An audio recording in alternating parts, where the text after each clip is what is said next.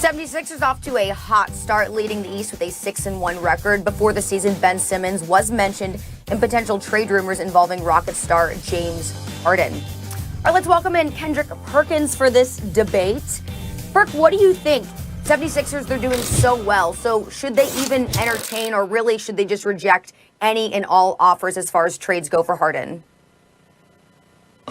Well, right now, if I'm the Philadelphia 76ers, Charlie, I'm gonna stand pat. I'm not gonna even entertain a trade. And one word describes why. Yeah, I said it, Max, and I'm gonna tell you why. Because of chemistry. You were Mr. You got to trade for James Harden. Yesterday, you were Mr. That. No. I said you have to take in consideration and you have to entertain it before the season started. Excuse me if I'm wrong for saying that you have to entertain for trading for a guy that led the league in scoring for 3 consecutive seasons, a guy that's averaging 33 points and 10 assists right now this season. I said it preseason, but I also said this, Max. I said keep a close eye on the Houston Rockets and keep a close eye on the Philadelphia 76ers and see where they're at and see how they're doing. And right now, when you look at this Philadelphia 76er team, they are the best team in the Eastern Conference. Doc Rivers have this team playing together. Joel Embiid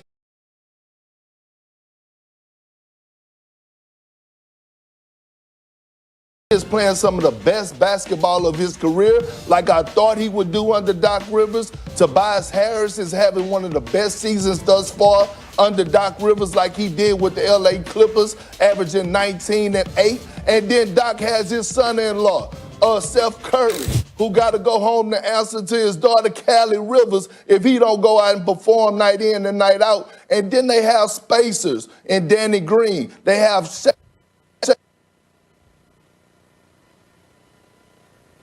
street. All right, Max, you might have to pick it up here.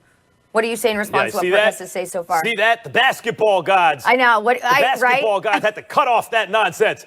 Perk was there talking about James Harden, lauding James Harden. They got to trade for James Harden. What did I tell you? The more at first I understood, I was like, yeah, of course, James Harden, and he can, the outside shooting and everything. The more I thought about it, no, man, no. Number one, you saw the KD is back. See, that's something I was wrong about. I thought you had, I don't even say I was wrong. I would say he's exceeded my expectations. I didn't think you could just assume KD would still be KD after that injury, because almost always the person comes back as something less than what they were. But KD is enough of himself that you have to account for that. And who's best positioned to guard that guy in the playoffs? Ben Simmons, who last year, until he got hurt, I thought was the best defensive player in the world. You know who the best defensive player in the world this year is, I think? Joel Embiid. I think he's been the MVP of the league so far, both ends of the floor. He's the best player on the best team and the best defender on that team. Even better than Simmons so far this year. And you know who else has been great? And you mentioned Tobias Harris's offense. His defense has been excellent. I can't believe I'm saying it. I won't put on blast who said this to me, but someone, a coach, I mentioned, hey, Tobias Harris, at least he can defend. You know, he's a versatile defender. Even if he's not very good at it. And the coach told me, yeah, he can't defend all 5 positions. But he can this year. He's been excellent on defense this year. And by the way, part of that is Joel Embiid, right? Because Joel Embiid is the safety net, and Tobias Harris can look good when you got that back there. I'm not discounting his effort, but that's how good Embiid has been. This has, and you bring up Seth Curry, not only can shoot it, he can shoot it off the dribble. He can hook teammates up. He's playing a little bit more like his brother. And Danny Green, and all that points to is Daryl Morey. You got, one of the best executives in sports now at the helm of that team. The team he left, not so good. The team he's on, suddenly extraordinarily good. No, you shouldn't trade for James Harden, as I told you before the season started.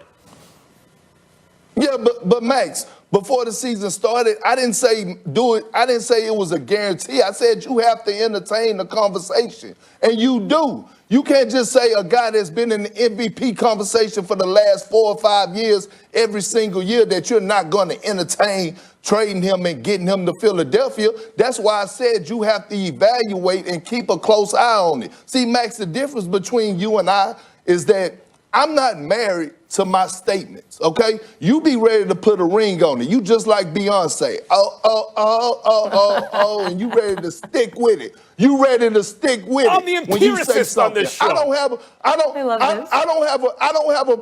have a problem with going back and saying, you know what? I'm watching this 76er team, and no, I would not trade for James Harden right now because I'm looking at the chemistry. You brought up a lot of great points. They're playing excellent basketball on the offensive end and the defensive end. They are locked in. They are playing boxes and elbows, no driving gaps, diving on the floor for loose balls, getting back on defense.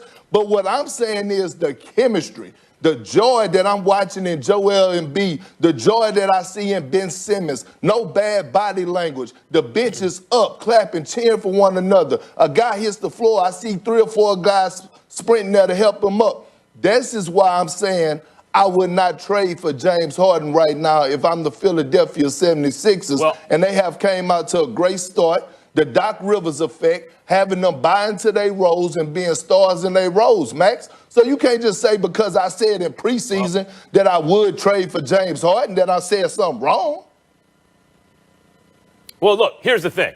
I'm the one on this show. I don't know who you're talking about. I don't have a religious point of view about this, any undisprovable hypothesis.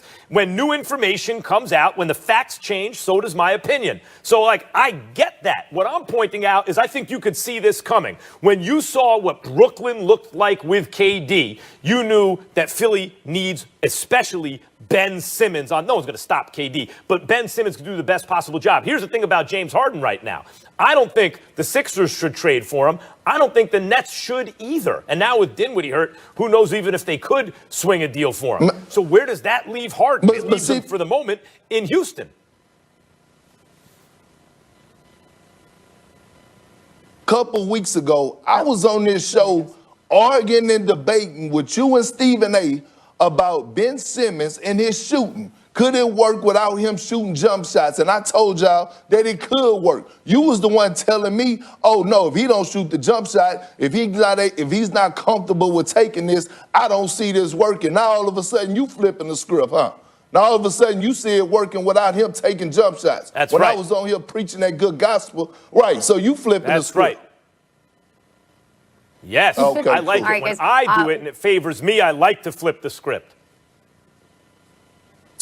Look, Max, you're very convicted, which is why you're so good on this show. But I do have to say that Perk, you calling Max Beyonce, definitely the highlight of that segment. So thank you. All right, Perk, we got to say goodbye to you, but we'll see you soon. All right, let's.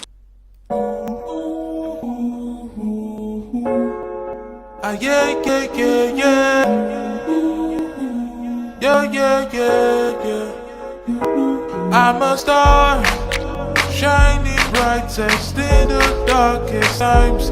I'm a star, twinkle, twinkle, I bring the sparkle in, light your world up.